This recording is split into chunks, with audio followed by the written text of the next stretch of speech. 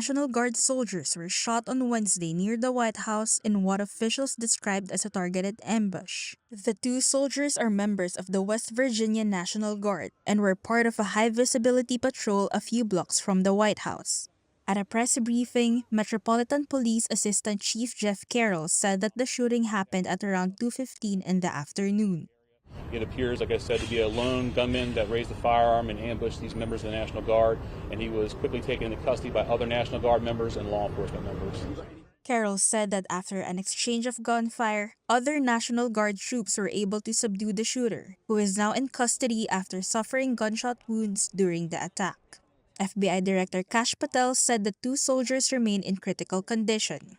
A Justice Department official said investigators identified the suspect as Ramanullah Lakhanwal, a 29-year-old Afghan national from Washington state. The official said the attack is being investigated as an act of terrorism.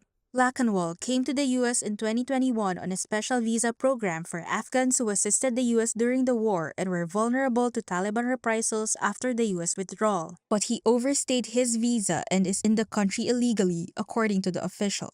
Donald Trump responded in a video posted on Truth Social. As President of the United States, I am determined to ensure that the animal who perpetrated this atrocity pays the steepest possible price. The U.S. Citizenship and Immigration Services said late Wednesday that they have stopped processing all immigration requests relating to Afghan nationals, following further comments by Trump. We must now re-examine every single alien who has entered our country from Afghanistan under Biden, and we must take all necessary measures to ensure the removal of any alien from any country who does not belong here or add benefit to our country.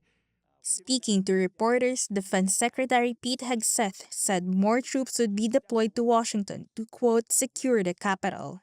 And that's why President Trump has asked me, and I will ask the Secretary of the Army, to the National Guard, to add 500 additional troops, National Guardsmen, to Washington, D.C. National Guard troops have been in Washington since Trump deployed them in August, in the face of opposition from local officials and Democrats. Trump has repeatedly claimed crime has vanished from the Capitol because of the deployment, an assertion at odds with the police department's official statistics.